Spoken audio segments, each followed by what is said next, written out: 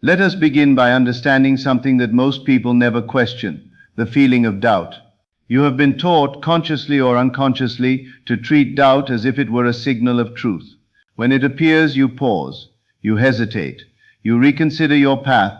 But I ask you now, what if doubt has never been a reliable guide? What if it is nothing more than a habit of thought, repeated so often that it feels real? You see, the mind is not concerned with truth. It is concerned with familiarity. Whatever you have entertained again and again, whether it serves you or limits you, begins to feel natural. And anything that contradicts that familiarity feels uncomfortable, uncertain, even impossible. That discomfort is what you have been calling doubt.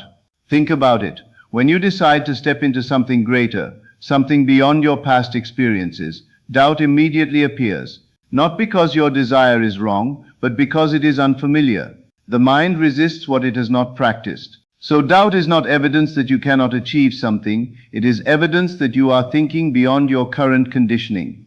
But here is where most people make their mistake. They react to doubt. They try to fight it, suppress it, or worse, they believe it. And the moment you believe doubt, you give it creative power. You allow it to shape your assumptions, and your assumptions shape your reality. Now understand this clearly, a thought repeated becomes a belief, and a belief accepted becomes an experience. If you have been rehearsing thoughts of limitation, hesitation, or fear, then doubt will feel natural to you. It will feel like your voice, but it is not your voice, it is an echo of past disappointments, an echo of things that did not work out, an echo of opinions you accepted without question, and yet you are treating this echo as if it were your present truth. The moment you recognize this, everything begins to shift. Because if doubt is a habit, then it can be replaced. If it was learned, it can be unlearned. And if it has no foundation in truth, then it has no authority over you unless you grant it.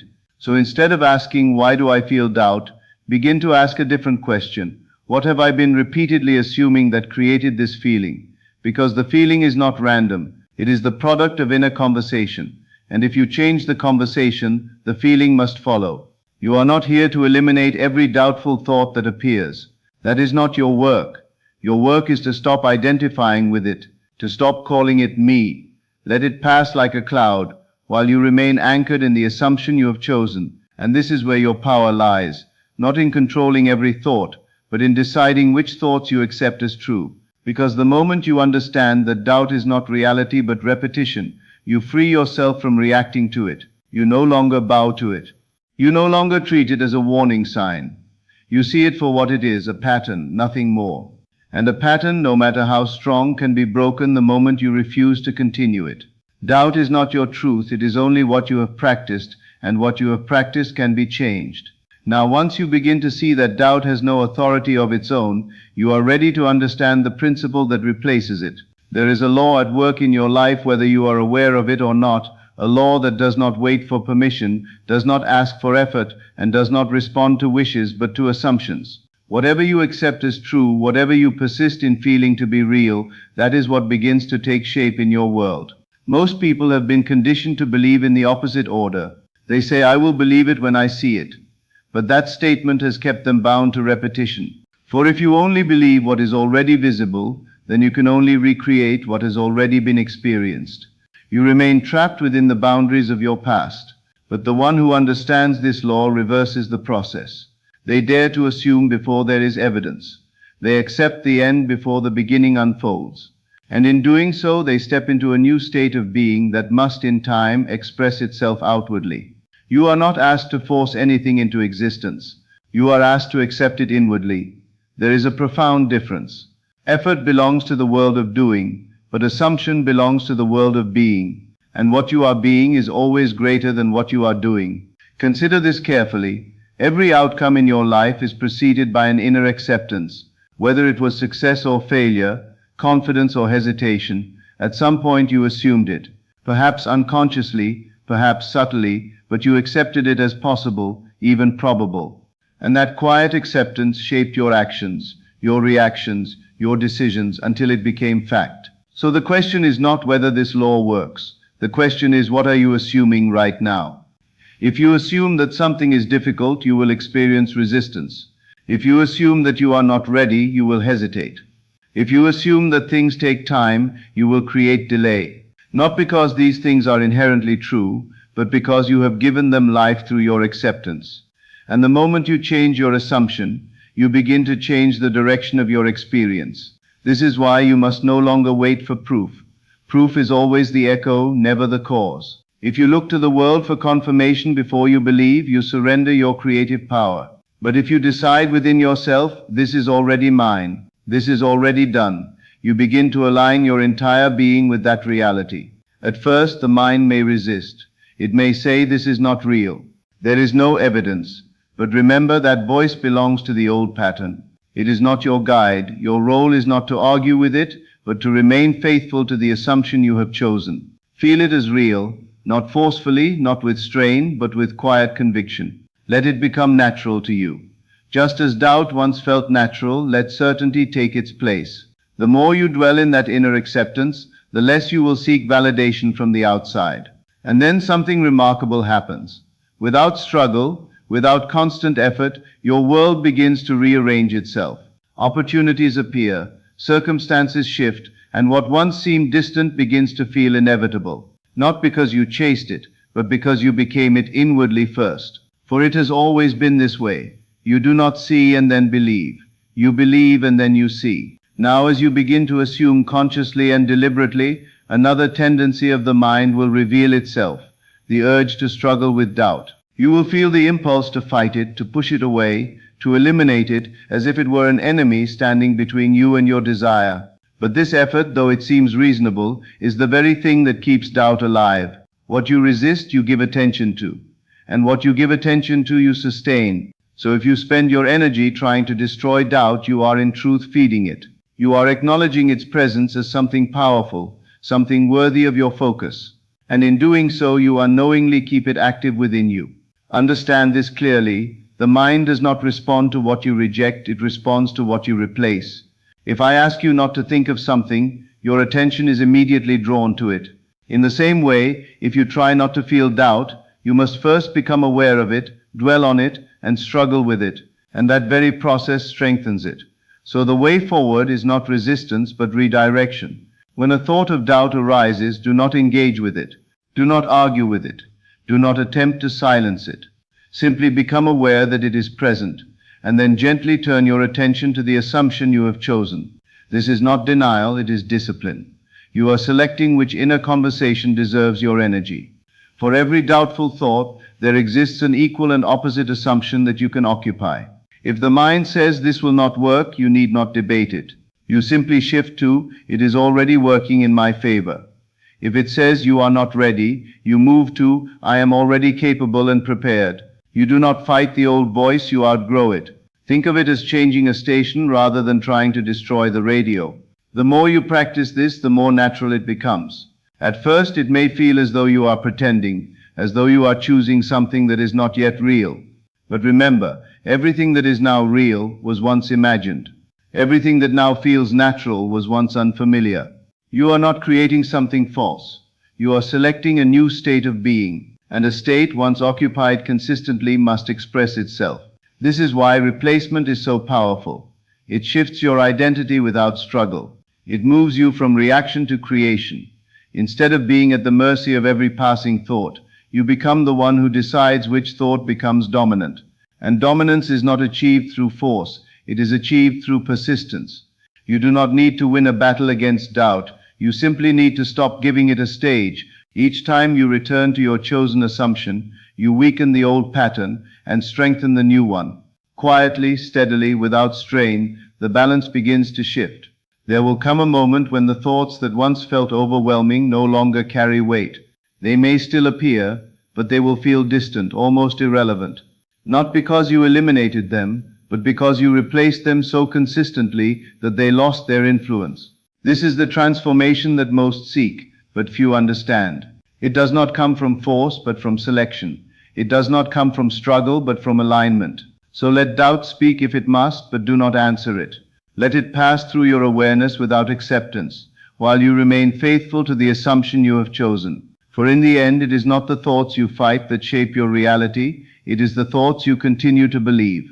As you continue in this practice of replacing doubt with deliberate assumption, there comes a moment where something deeper is required of you, not merely to think differently, but to be different.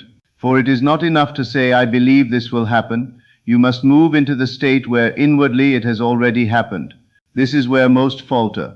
They attempt to hold a new assumption while continuing to live, react, and feel from the old one. They say they believe, yet their inner world is still waiting, still hoping, still questioning, and in that waiting, they remain separated from the very thing they desire. To assume something is not to wish for it. It is to accept it as present fact within yourself. So I ask you, what would it feel like if what you seek were already yours? Not in some distant future, but now. How would you think? How would you carry yourself? What would your inner conversation sound like if there were nothing left to prove? This is not imagination for the sake of escape. This is imagination as creation. You are not asked to change the outer world directly. You are asked to occupy the inner state that corresponds to the fulfilled desire. And when you do, something begins to shift within you. Your reactions change, your choices become different. Even your silence carries a new confidence. You are no longer trying to become, you are expressing what you have already accepted yourself to be. Understand this, action is not the cause, it is the reflection. When you truly assume that something is done, your behavior naturally aligns with that belief. You do not need to force yourself to act confidently. Confidence becomes the natural expression of your state. You do not need to convince others. Your presence begins to communicate what you have already accepted within. But if you remain in a state of waiting, your actions will always carry hesitation. You will move forward, but with doubt beneath the surface. You will speak, but with uncertainty in your tone. And this contradiction weakens the assumption. So the key is not effort, it is consistency of being. You return again and again to the feeling that it is already accomplished. Not loudly, not with strain, but quietly as one who knows. Let that knowing become familiar. Let it replace the old sense of lack. At first, the outer world may not reflect this immediately. You may still see circumstances that seem unchanged. But do not let appearances deceive you. The outer world is always delayed. It is the echo of previous assumptions. If you react to it, you return to the old state.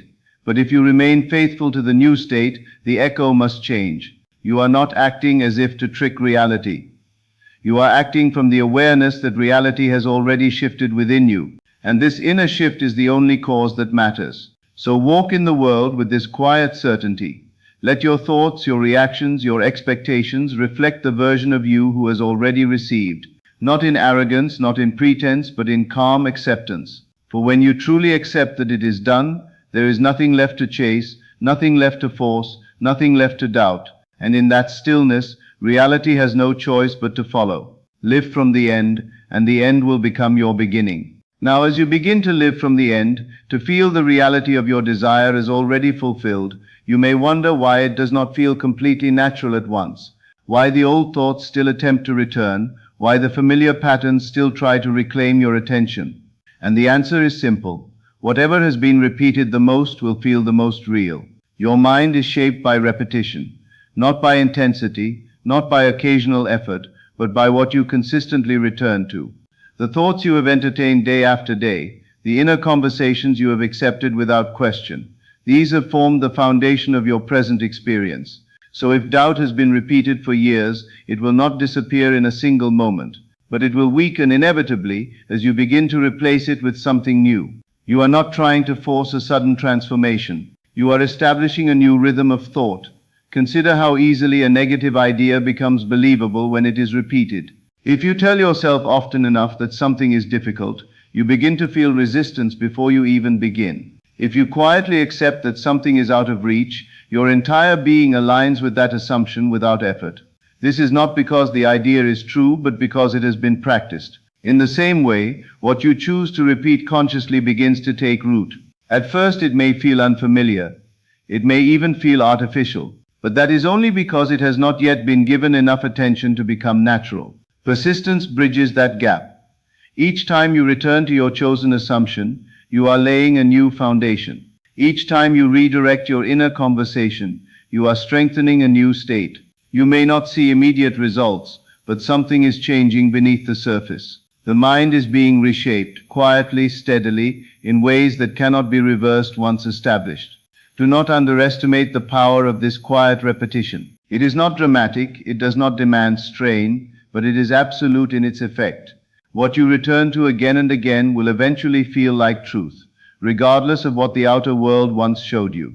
So your task is not to convince yourself once, but to remain faithful in repetition, to gently bring your awareness back again and again to the feeling that it is done, not with urgency, not with frustration, but with calm persistence. There will be moments when you forget, moments when the old patterns resurface and seem convincing, but even then, nothing is lost.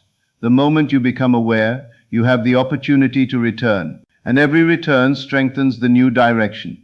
You are not measured by perfection, but by persistence. Over time, something remarkable occurs. The thoughts that once required effort begin to arise naturally. The feeling of certainty replaces the feeling of doubt. What once seemed like an exercise becomes your default state. And when it becomes natural, it becomes powerful. For the mind does not distinguish between what is imagined and what is real when it is consistently impressed. It accepts what is repeated as fact. And from that acceptance, your experience is formed. So if you wish to eliminate doubt, you do not attack it directly. You outgrow it through repetition of a new assumption. You allow a new pattern to become so familiar that the old one no longer feels like home. This is the quiet work that changes everything. Not in a single moment, but in a steady unfolding that cannot be stopped once it begins. For in the end, it is not what you occasionally think that shapes your life. It is what you consistently return to that becomes your reality. Now you have learned to recognize doubt as a habit, to assume the reality of your desire, to replace limiting thoughts, to live from the end, and to repeat your inner assumption consistently. But there is one truth that must now be fully understood. Evidence always follows assumption. It never precedes it. What you see outwardly is always the reflection of what you have accepted inwardly. The world mirrors the state of your consciousness, and it cannot help but do so. Most people look to the outside first. They wait for circumstances to change, for opportunities to appear, for people to act in ways that support their hopes. And when these things do not come immediately, they doubt, they fear, they question. They forget that the outer world is simply a record of what has already been assumed within. It is never the starting point, it is always the echo. Consider for a moment the power of this perspective. When you assume inwardly with feeling and conviction, the evidence that once seemed absent begins to arrange itself naturally. Doors open, circumstances shift, people respond. Not because you have forced them, not because you have chased them, but because your inner state has called them into existence. The world cannot resist the state of your mind. It responds automatically, effortlessly, in perfect harmony with the assumption you hold. It is tempting to wait for visible proof, to see the results before fully committing to the belief. But this is the mistake that keeps people bound to limitation. When you wait, you are dependent on the very thing that is meant to follow. You make yourself powerless by looking outward instead of inward. The moment you reverse this order, everything changes. The assumption becomes the source, and the evidence becomes the natural consequence. Imagine for a moment that you are already living your desire. Feel it fully, as if nothing could prevent it. Let your mind dwell in the satisfaction of fulfillment, the certainty of arrival, the quiet joy of having received. When you occupy this state, your actions, your words, your energy align with it automatically. You do not need to strategize or struggle.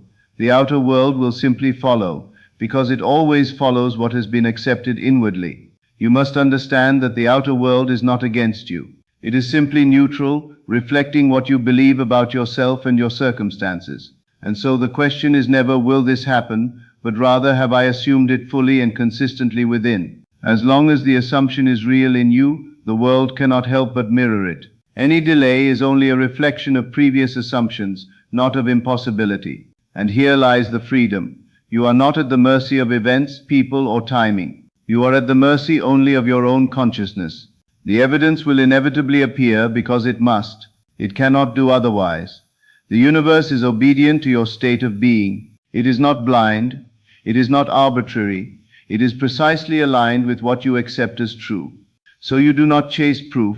You do not plead for signs. You do not struggle with circumstances. You assume, you feel, you dwell, and you persist, And then in perfect timing, the evidence manifests. Opportunities, confirmations, and results begin to flow naturally.